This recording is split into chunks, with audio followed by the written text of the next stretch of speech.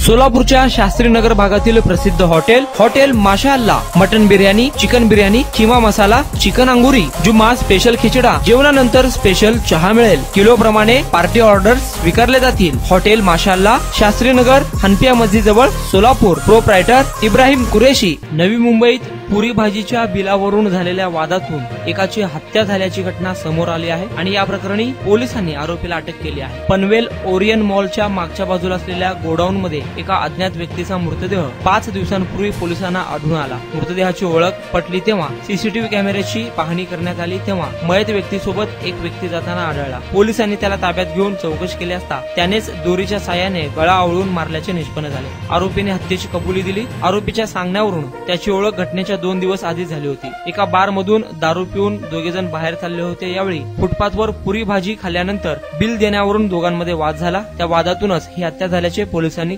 सांगितले आहे।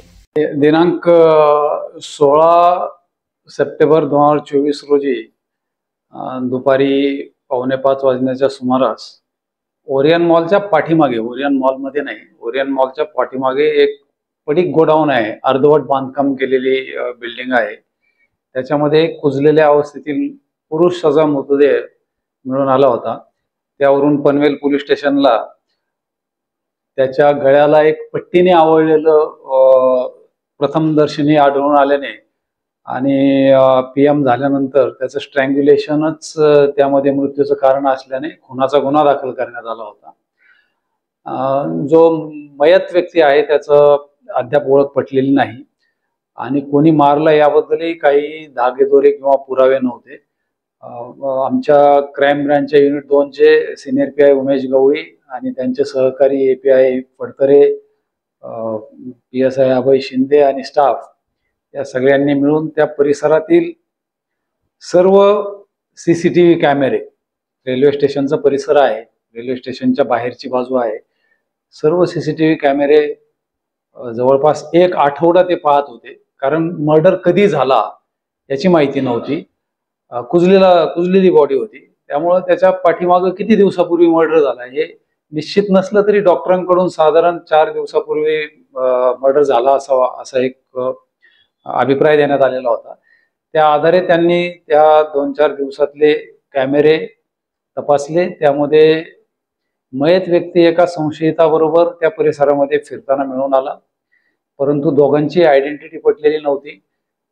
Technical evidence वरून एवढीच माहिती मिळाली। त्यामुळे मग पारंपरिक जे इन्व्हेस्टिगेशन आणि डिटेक्शनची पद्धती आहे त्याचा वापर करून बातमीदारांमार्फत बातम्या काढून त्यांनी एक आरोपी ज्याचं नाव आहे राजू वर्मा त्याला ताब्यात घेतलं। त्याच्याकडे चौकशी केली। हा धीरज राजू वर्मा आरोपीचं नाव आहे। हा नाका कामगार आहे। पनवेलला कोळीवाड्यामध्ये फुटपाथवरच राहतो आणि मूळचा मध्य प्रदेशचा आहे। त्याच्याकडं चौकशी केली, त्याने गुन्हा केल्याची कबुली दिलेली आहे। त्याने मयत इस्माला पूर्वी ओळखत नसल्याचं सांगितलेलं आहे। त्या दोघांची एका ठिकाणी भेट झाली, तिथून ते काही खाण्यासाठी गेले आणि त्याच्या बिलावरून त्यांचे वाद झाले।